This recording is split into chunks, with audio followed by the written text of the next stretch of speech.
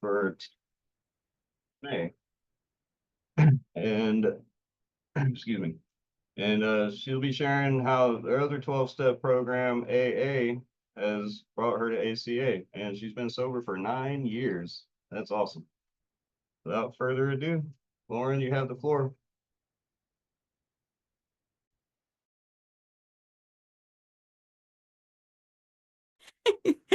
I love it when you're trying to talk to people when you're muted to be like, hey, I need you to unmute me and expecting that people can hear what you're saying. Or that's true for me, and I think it's hilarious. But my name is Lauren. I'm an adult child. Welcome to everybody. Thank you to everybody for setting this up. But I was just admiring, while everybody was doing the readings, that we have such a beautiful group of people here today. And I'm thankful for that. Thank you guys for showing up for, ACA healing and all that we are. And yeah, this is, third time's a charm. This is the third attempt at me trying to lead speak and stuff like that. And ironically, it's just so interesting how things work for me in my life. But I couldn't find my notes that I had made from the first two times. So we're gonna go with it. Today is just kind of about winging it and being flexible. And for me it's kind of like rolling with the punches, and we'll see kind of what happens. But yeah, so I live in Utah, and I should probably put the timer on. I live in Utah. My journey to ACA is quite interesting, but I have been in ACA since, I've got it right here, May 5th of 2023. And it's interesting. I figured I'd start wherever it landed, and today, um, I guess this is where I'm going to start my journey, is actually at my bottom. So page 68 in the big red book is kind of what I flipped to. And at the top, it says all ACA bottoms, of course, have one thing in common: self-abandonment. While our actions can harm others, we ultimately harm ourselves by running from ourselves. We give up on ourselves. We can believe we are not worth saving. Most bottoms are emotionally painful unless the adult child is disassociating from reality. The pain varies due to our ability to switch over to other soothing compulsions. And for me, that was AA. And actually, before I found AA, a family member of mine had brought me to my first ACA meeting, which, I listen to everybody talk, and I'm under the influence of everything and you name it. And no idea what was going on. But the person that had brought me to the AC meeting that they were part of knew somebody from AA, actually, that they wanted me to be introduced to. So that way I could try, keyword, to start my journey of recovery. And yeah, so it's kind of interesting that I've actually went to my first ACA meeting before I went to my first AA meeting, even though I didn't identify um, as either. My growing up was quite interesting. From a blended household. There was abuse around the corner, all sorts of things. I'm not gonna go into, my story as a childhood. You guys can ask questions should you want to, but I figure we can all relate to a lot of it. So no need in sharing your story too. But um, yeah, so a lot of abuse, a lot of interesting stuff. I started using substances as well as alcohol at the age of 13 to kind of drown it out. And then it led to different substances because when one stops working, we move to the other. And finally, um, and this is just kind of true for me, where there was kind of like that pivoting point, is I had actually attempted suicide September 27th of 2014, or 2015, sorry. And I thought that that was kind of my bottom, which it was, but then I continued the same behaviors for another 6 months, until I decided that it was time for me to get sober. And it's actually because of my 17-year-old.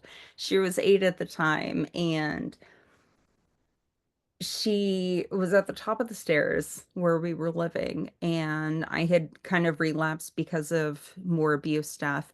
And she says to me, she's like crying, just weeping, and she's like, Mom, I don't want to see you die. Mind you, this girl saw me collapse in the emergency room as I attempted, and so she's been through some stuff, and that was the first moment of clarity that I've ever had in my entire life. And in that very moment, I was like, I need help. I need help. And for once in my life, I have no idea how to get it. No, I'm gonna go ahead and look up rehab. Um, and so, like I mentioned, I suffered from different substances and stuff as well, and decided to check myself into rehab. I I laugh because I can laugh at myself today, and so please, by all means, you're more than welcome to laugh with me, just so you're tracking. My story is funny because it's so chaotic.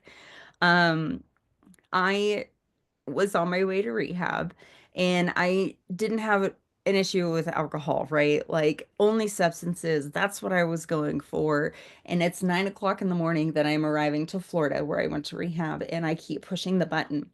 And I asked the flight attendant right before we land, and I was like, well, how many drinks do you think that I can get in before we land? Mind you, it's 9 o'clock in the morning. And she just looks at me and she's like appalled by my behavior. And it was in that very moment, another sense of clarity that I was like, you know what? Like, I'm gonna try this thing. And I'm happy to say that that was 9 years ago. My sobriety date is February 17th of 2016. And I haven't found a reason to drink or use since.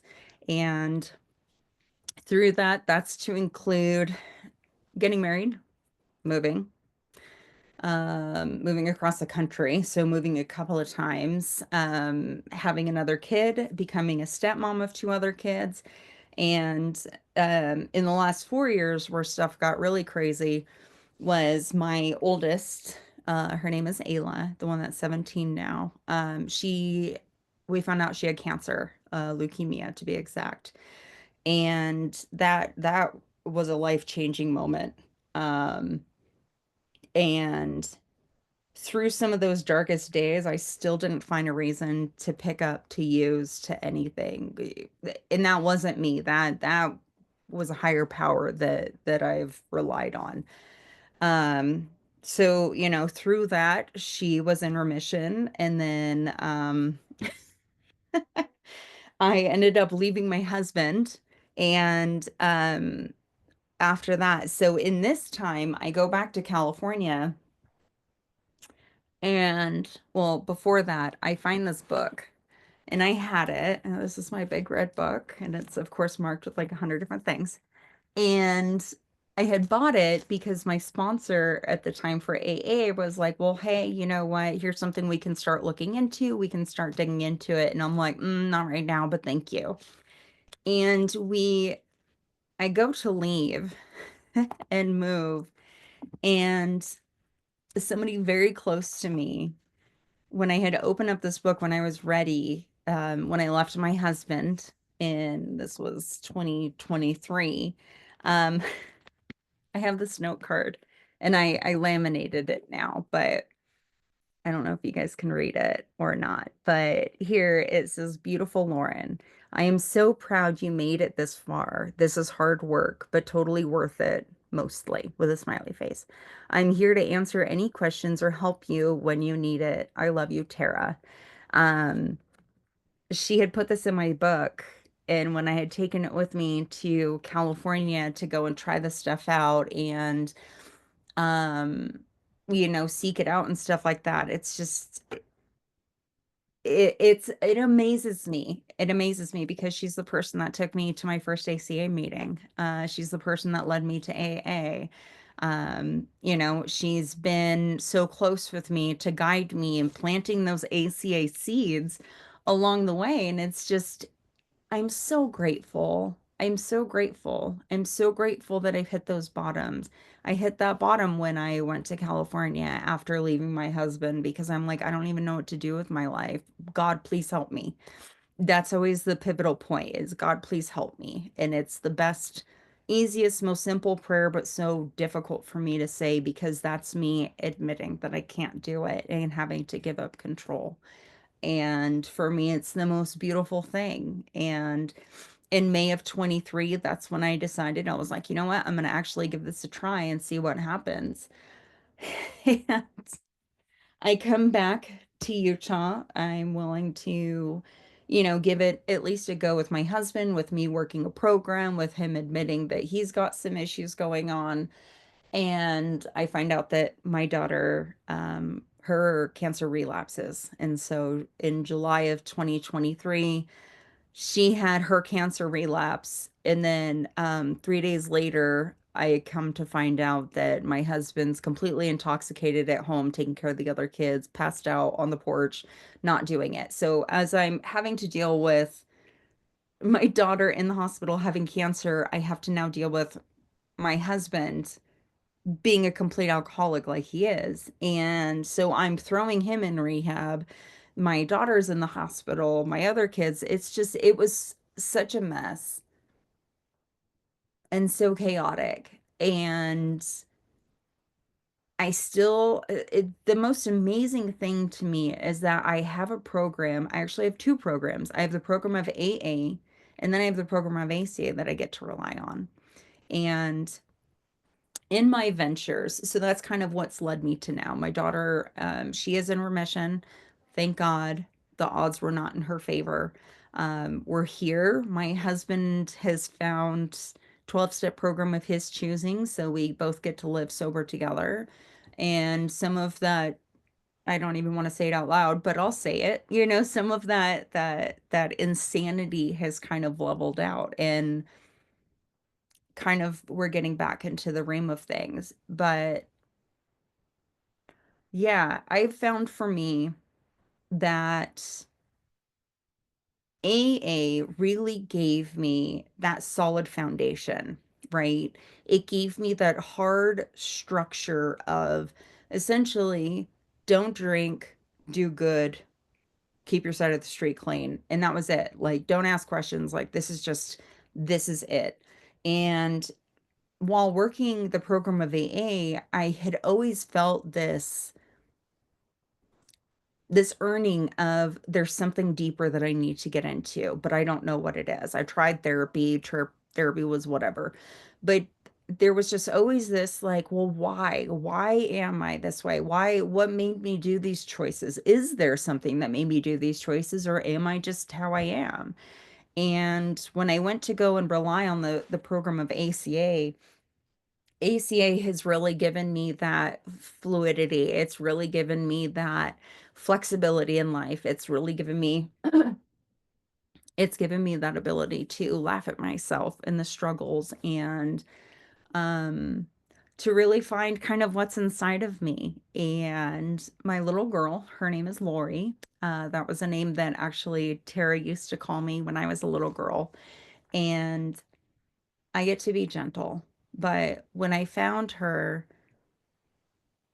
she was so scared, about 6, huddled in a corner, dark room, wouldn't, make eye contact or anything. And that was like my first visual of my little girl.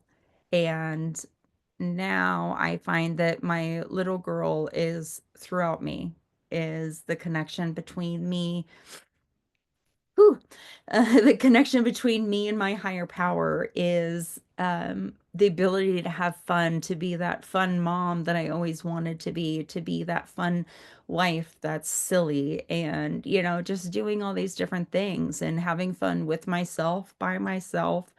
Um, but I still get to live the structure of AA as the foundation, and I get to enjoy and reap the benefits of ACA that's been offered to me. And I can't believe that I've made it this far, through everything that I've been through for me personally. Like, I don't believe that I should be here, but I believe that there's a reason. And I'm not sure why yet. I'm still figuring that out, but I'm okay being in my own skin. And that's not something that I had ever been able to do up until finding ACA, even in AA, and I struggled really hard with that for years. But I'm so glad that I have the rooms. I'm so glad that I have found ACA Healing to be my home group. I am so glad that I get to listen to God speak to me through all of you guys, because you guys get to help answer my own questions that I don't have to ask the questions and answer them because sometimes I don't know the best advice for myself. But I get to learn how to live from all of you guys. And to me, that fills me with hope. I have hope today, is what I get to have. And I get to be part of and present in my own life. I get to follow a program, two programs that were there way before I was even a sparkle in somebody's eye. And for whatever reason, these programs still work for me.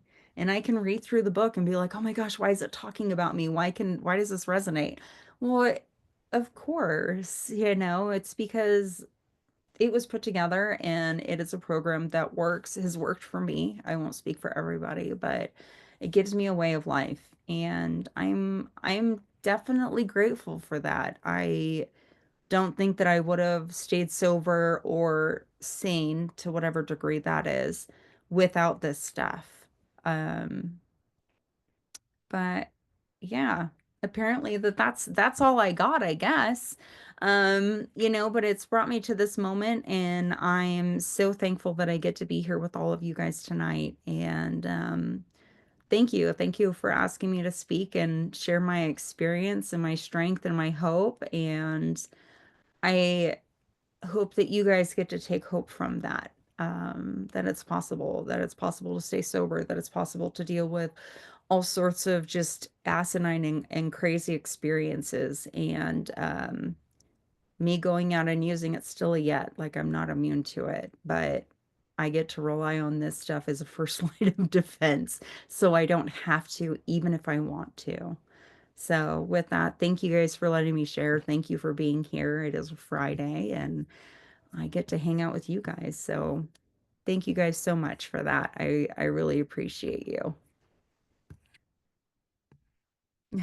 Thank you so much, Lauren. What a powerful story. I feel so much hope after hearing that. And thank you for your courage and willingness to share with us tonight. It's awesome. All right, at this time, Lauren invites you to ask her questions. You may raise your hand to ask questions, or you may enter it into the chat. If there is time remaining after all the questions have been answered, we can open up the rest of the meeting to sharing. So the floor is now open for questions.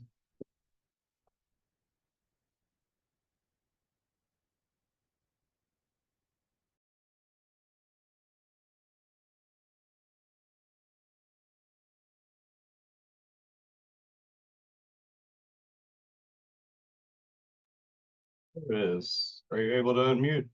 Okay, There we good. go. Hi, my name is Horace ACA, and I'm not used to the format of questions, so I have some comments though. Um, you know, I too loved your share, Lauren, and I'm glad that I was here to hear it. Um, yeah, going back inside to find that child within, um, just by being here, I haven't really done a lot of work. I've just shown up and listened to you all. The answers are provided, like Lauren was saying, to questions I didn't even know I had. Um, and when I went back in to find the child within, which kind of sounded sort of like ridiculous to me initially, um, that's the work I've realized. And I think you mentioned that's your connection to your higher power. And I've been realizing that my higher power has always been down deep within with that child, right? It's just for me to go back now and connect with the child and my higher power. So I really like the way you articulated that. Um, yeah, it's interesting that you first came to ACA and then went to AA because I did the reverse, right? It's like all paths lead to Rome. I think in Rome is ACA for me because that's the work. I've found is going within, deep within, right? Um, and being able to be here and share all of our experiences, express all of our fears, all of our hurts, all of them. You know, I'm so grateful that I got to hear you share tonight because I felt so bad. I missed you the first time up, but you weren't up that time. And so, yeah, love you, Lord. And I'm so grateful that I get to be here in this room with you and all the rest of you as well, too.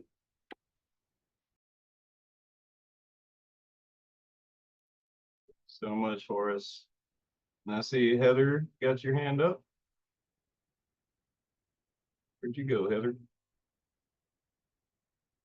Did Heather leave? No, I'm here. Sorry, I had Oh, I couldn't unmute myself. Thank you so much, Lauren. I'm Heather, ACA, and my question was about how I was wondering how you found a sponsor and if you do the fellow traveler or if you was like a sponsor in AA and ACA or just how you're doing that. Thank you. Yeah, of course, Heather. Thank you. So gosh, for me, it's just kind of like fallen into my lap. I I think everybody's journey is different, but I currently have an ACA sponsor, and I know that usually there's a list in a lot of the meetings. I think ACA Healing has a list for available sponsors and stuff, and hearing people shares, just kind of finding that connection between they have what I want, and so I'm willing to do the work that they show me. And that's kind of the connection of where I've found a sponsor. And that was the same for ACA and AA. For AA, the lady that I was connected to through Tara, actually, um, that just kind of like fell together and stuff like that too. So does that answer your question?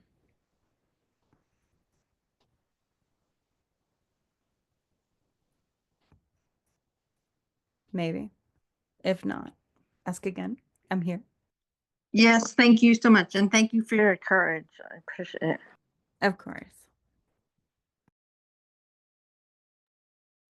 thank you, Heather. Does anyone else have any questions for Lauren?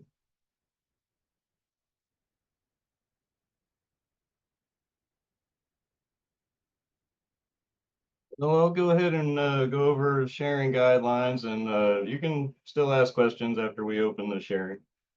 Please keep your sharing focused on your personal experience, strength, and hope, so that as many people as possible can share. Please limit your sharing to 3 minutes. If there's time remaining after all who care to share have done so, you may double dip.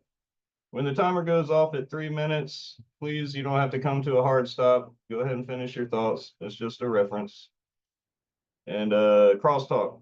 As we prepare for sharing, to ensure each individual's safety, please no crosstalk. Crosstalk means making distracting noises or having sidebar discussions, interrupting, referring to, commenting on, or using contents of what another has said during the meeting.